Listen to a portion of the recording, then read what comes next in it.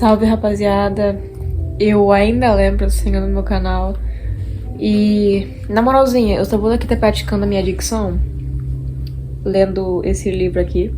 Eu não vou ler o livro todo, não. Eu vou ler só um conto. Ele é um livro que...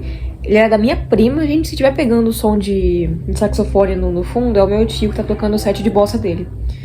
Esse livro, ele era da minha prima. Inclusive tá até com o nome dela aqui, que ela riscou depois que ela me deu.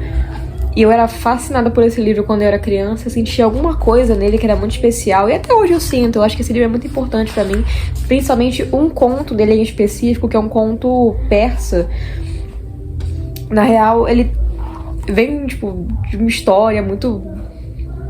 Tipo, muitas histórias entrelaçadas que levam a esse conto. Não é um conto avulso. Inclusive, pra você encontrar esse conto na internet é, tipo, quase impossível. Em português, ainda por cima, nossa, não encontra nunca. O nome dele é A Princesa da Montanha, mas... Ele... Criança no fundo. Mas... O conto meio que não tem nome. Ele vem de um livro... chamado, acho que é As Sete Beldades. Se não me engano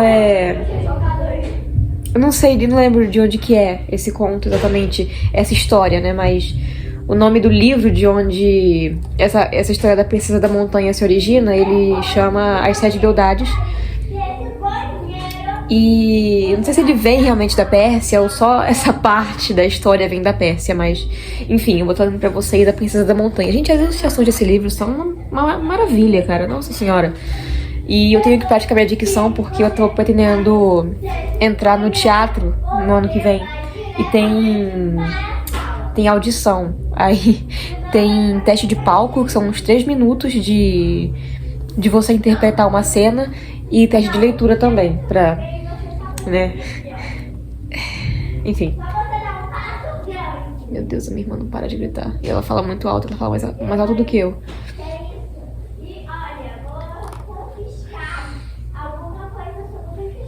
Era uma vez um rei cuja filha chamava-se Turandot. Ela era muito bonita e inteligente, mas quando cresceu, estudou a arte da magia e tornou-se cada vez menos humana. As pessoas diziam que ela simplesmente não era uma garota comum, mas a filha do sol, da lua e das estrelas. Turandot cresceu cada vez mais bonita, mas seu coração era como gelo. Ela possuía o poder de fazer com que os homens se apaixonassem por ela, mas não tinha amor algum em seu coração para nenhum deles. Mais e mais, Turandot permanecia em sua sala de estudos, e da janela olhava para uma elevada montanha coberta de neve. Assim como ela, a montanha permanecia só. Como ela, a montanha era fria e solitária. Então ela mandou chamar seu pai, o qual não conseguia recusar-lhe nada, e disse a ele: "Querido pai, tenho que sair daqui. Todos esses pretendentes que se aglomeram nos nossos sagões são como abelhas ao redor da colmeia. Construa para mim um castelo forte naquela montanha para que eu possa ter paz." O rei estava triste porque sua filha queria viver longe dele, mas concedeu seu pedido. Um grande castelo foi construído para ela, e suas torres rompiam as nuvens. Assim, Turandot mudou-se para sua fortaleza, tendo apenas seus empregados como companhia. As pessoas a chamavam de a princesa da montanha. Turandot estava feliz em sua solidão. Ela podia observar as estrelas no céu à noite, descobrir Eita, eu tô com a língua presa, puta que pariu, agora fodeu. Descobrir estranhas invenções e pintar seus quadros. Para ter certeza de que nenhum de seus pretendentes a seguiria até o forte, ela fez soldados de ferro e pedra... Me perdi. Ela fez soldados de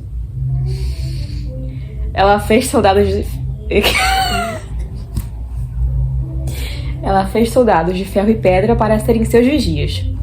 Quem viesse pelo caminho da montanha seria morto pelas espadas mágicas que os vigias seguravam em suas mãos. Turandot também fez um portão invisível.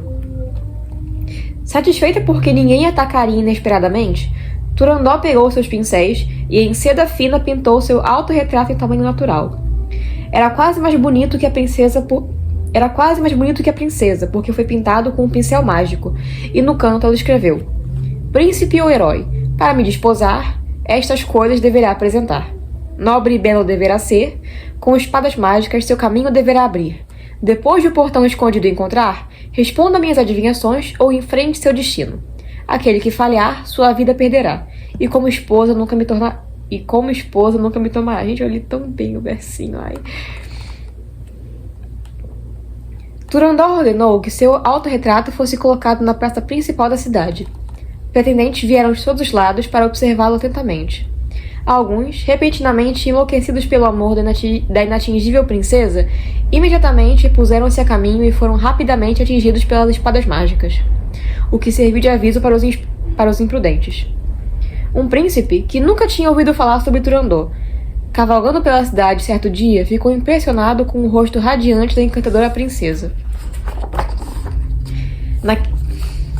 Naquela imagem que estava na praça.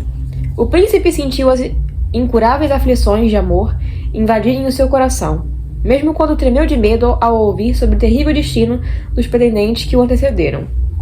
Disfarçando sua paixão, começou a pensar como poderia ganhar a princesa. Antes de ir para a montanha, ele refugiou-se no deserto. Lá encontrou um sábio eremita que vivia em uma caverna e decidiu pedir um conselho a ele. O eremita observou atentamente o profundo azul escuro do céu noturno. Ele orou e observou as estrelas. Finalmente disse ao príncipe: "Eu posso ajudá-lo, mas você deve ir até a princesa com um coração puro." O príncipe disse: "Eu não a procuro para meu próprio bem, mas para o bem de todos aqueles que se dirigem à montanha e encontram a morte. Prometo enfrentar o perigo, ou minha cabeça também poderá ser espetada no portão." O eremita o abençoou e lhe deu instruções cuidadosas, dizendo: "Em sinal de sua promessa, vista estas roupas vermelhas e vá ao castelo da princesa sem temor." O príncipe seguiu em direção ao caminho da montanha, onde os vigias de ferro e pedra permaneciam com suas espadas pontiagudas. Conforme o eremita lhe havia dito, o príncipe cavou uma trincheira no chão e invocou os espíritos da terra. Os espíritos guiaram seus passos para que nenhuma das espadas mágicas o ferisse. O príncipe chegou ao topo da montanha. As paredes da fortaleza erguiam-se por todos os lados. Conforme lhe dissera o eremita, o príncipe pegou um tambor e o rufou. Depois ouviu atentamente os ecos e logo encontrou um portão invisível. Turandot observava a caminhada dele em seu espelho mágico, que lhe mostrava tudo o que desejasse. Assim que ele entrou no castelo, ela enviou uma mensagem ao príncipe: "Você teve sorte, aventureiro. Você passou pelas espadas mágicas sem se ferir e encontrou o portão invisível. Vá agora para o palácio de meu pai e me encontre lá daqui a 2 dias. Prepare-se para responder às adivinhações que lhe apresentarei." O príncipe voltou para a cidade, onde foi cumprimentado pelo povo com alegria. Ele foi para a praça, retirou o retrato de Turandot e o entregou a seu empregado por segurança, para que ninguém mais se apaixonasse pela bela princesa e fosse atingido pelas espadas mágicas. Na montanha gelada, Turandot, que via tudo em seu espelho mágico, sorriu. Ela começou a desejar que aquele príncipe tivesse as respostas para as suas adivinhações misteriosas. Todos vieram ao palácio para ver a princesa apresentar suas adivinhações ao príncipe. O rei sentou-se em seu trono, enquanto Turandot permanecia em pé, atrás de uma cortina de onde ela podia ver sem ser vista. O rei então começou: "Apresente a primeira adivinhação." Turandot tirou um de seus brincos e separou as 2 pérolas que ali estavam, dizendo ao seu empregado: "Entregue-as ao príncipe." O príncipe olhou para as pérolas e pediu uma balança. Ele as pesou, acrescentou 3 outras pérolas de sua própria bolsa e devolveu as 5 para a princesa. As pessoas se inclinavam para ver o que estava acontecendo. Turandot pesou as pérolas, triturou-as com um pouco de açúcar e entregou a mistura ao príncipe. Imediatamente, ele pediu um copo de leite, misturou nele o pó de pérola e o devolveu à princesa, que o bebeu. As pessoas olhavam com desagrado e murmuravam: "O que significa isso?" Então, a princesa tirou um brilhante anel de diamante do seu dedo e o entregou ao príncipe. Ele imediatamente colocou-o em sua mão e devolveu à princesa... Eita, caralho! Inventando palavra. Ele imediatamente colocou-o em sua mão e devolveu a ela uma bela pérola. Turandot olhou para a pérola e encontrou outra do mesmo tamanho e cor em seu colar. Ela as amarrou com linha e as entregou ao príncipe. As pessoas estavam perplexas. Suas murmurações aumentavam mais e mais. Que tipo de adivinhação poderia ser? O príncipe não conseguia distinguir qual era qual, então ele as amarrou a uma bolinha de vidro azul que tirou de seu bolso, e a enviou de volta para a princesa. Quando Turandot viu a bolinha de vidro, ela a beijou e a amarrou ao seu pulso. Ela saiu de trás da cortina e disse ao rei: "Pai, por favor, prepare nosso casamento. Imediatamente. Encontrei um marido que é igual a mim em sabedoria." As pessoas começaram a gritar embaraçadas. O rei parecia confuso. Mas, meu anjo, eu não entendi. O que ocorreu entre vocês? Turandot sorriu e respondeu. Quando eu enviei as 2 pérolas ao príncipe, eu estava dizendo a ele que sua vida só tem duração de 2 dias e que fizesse bom uso deles. Ao acrescentar 3 outras pérolas, ele me dizia que ainda que sua vida tivesse 5 dias, ela passaria rapidamente. O rei olhava admirado. A princesa continuou. Quando no início misturei pó de pérola com açúcar, eu estava perguntando a ele como poderia distinguir o verdadeiro amor do falso. Ao enviá-lo de volta em um copo de leite, ele estava me dizendo que um ato de coragem separa o verdadeiro do falso. E então, eu bebi em homenagem aos seus bravos feitos, que vêm de um coração verdadeiro. Eu lhe enviei um anel para mostrar que eu consentia que ele se casasse comigo. E ele me enviou uma grande pérola que significava: assim como você nunca encontrará outro anel como esse, também nunca encontrará para mim uma esposa que esteja à minha altura. Turandot sorriu e disse: mas eu encontrei uma grande pérola igual a dele em meu colar, e eu enviei a ele, o que significava que eu sou essa esposa. E ele teve que admitir que nenhum outro casal no mundo inteiro combinava tão bem. Então, ele me enviou a bolinha de vidro azul para dizer que somos iguais, debaixo dos céus azuis do paraíso. O rei e as pessoas suspiraram em contentamento. A coragem do príncipe havia derretido o coração de gelo de Turandot, devolvendo-lhe sua querida princesa. Turandot casou-se com um bravo príncipe, que depois disso passou a vestir-se de vermelho, em memória a esse dia. As pessoas o chamavam de Rei do Manto Vermelho, e ele e Turandot reinaram em perfeita harmonia todos os dias de suas vidas. Gente, esse finalzinho... Ai, cara, esse livro... Todas as ilustrações dele são simplesmente maravilhosas. E, cara, esse conto... Eu sei que eu tô, a princípio, lendo só pela dicção, que foi péssima pra começo de conversa, mas... Esse conto, ele me ensinou muita coisa sobre amor e sobre você não se doar pra qualquer um. Porque eu me vejo muito na Turandot, na princesa, porque eu me considero uma pessoa muito inalcançável. Eu sou uma pessoa muito difícil de ser conquistada por alguém. A pessoa ela tem que ter muito tato, muita conversa, tipo... Ou muita lábia também, porque eu não estou imune de ser enganada pelas pessoas. Mas a pessoa tem que ter muita habilidade pra conseguir tirar alguma coisa, tipo, tirar algum proveito de mim, sabe? E eu me considero muito inalcançável, sabe? Obrigada. Criança. Onde é que eu tava? Ah, tá. Eu me considero uma pessoa muito difícil de ser conquistada. Mas não sou difícil... Eu não sou difícil de lidar. Eu sou complexa de se lidar. E não é qualquer pessoa que conseguiria lidar comigo, ter um relacionamento comigo e ser proveitoso, ser uma coisa boa de verdade para as duas partes. Então, eu aprendi que eu simplesmente não posso ficar dando moral pra qualquer pessoa nesse mundo, porque não é qualquer pessoa nesse mundo que tem a capacidade intelectual, psicológica, esotérica de me entender e de ser um parceiro pra mim em vida. O que não é um desmérito da pessoa, são simplesmente capacidades que algumas pessoas não têm, que a maioria das pessoas não tem, e que eu considero extremamente necessárias pra que alguém se relacione comigo. Mas o fato de a Turandot ter encontrado, por mais que ela tivesse aquele coração de gelo que é dito no conto, ela ainda assim ela foi conquistada pela coragem, pela sabedoria, pela esperteza do príncipe.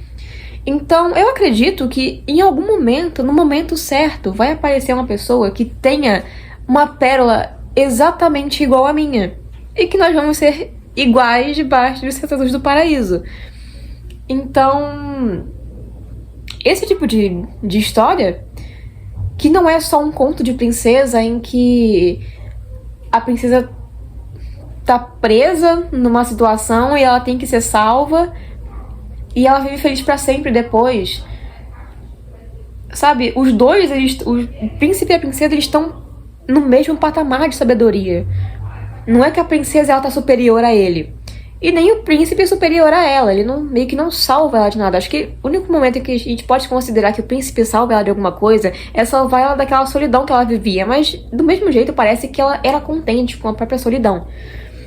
E que quando ela quis encontrar alguém, ela foi lá, pintou o retrato dela, colocou na praça e muitos se fuderam.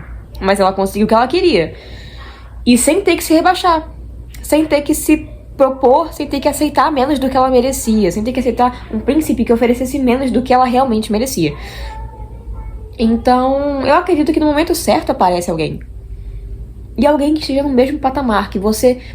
Eu sempre vivi nos meus relacionamentos, eu sentia que eu sempre encarava as pessoas de trás. E eu me cansei disso. Eu não quero mais encarar ninguém de trás. Eu quero que E também não quero que ninguém me encare de trás. Eu não quero que ninguém esteja atrás de mim me admirando. Eu quero que a pessoa esteja do meu lado. Eu quero que a pessoa seja tão boa, seja tão grandiosa, seja tão inteligente, sábia quanto eu. Como se ela fosse uma extensão da minha alma. Inclusive, eu acho que um grande erro das pessoas em relacionamentos é elas acreditarem que a pessoa com quem elas se relacionam tem que ser a extensão do corpo delas. Ela não tem que ser a extensão do seu corpo, mas sim a extensão da sua alma. Vocês não tem que virar uma alma só, não é tipo, meio que uma fusão, mas sim uma extensão. É o tal do dividir, não é bem dividir pra conquistar, mas você expandir o seu domínio, expandir o domínio da sua mente. Porque quando você se relaciona com uma pessoa, você tá colocando um pouco do seu cérebro, um pouco da sua mente em outra pessoa. Porque ela, querendo ou não, quando você convive muito com alguém, você acaba adquirindo trejeitos, acaba adquirindo as manias de outra pessoa, sabe? Da pessoa com quem você tá convivendo. Então, esse livro, esse conto em específico, ele me ensina que eu não... Por mais complexa que eu seja, eu acreditei por muito tempo que eu não...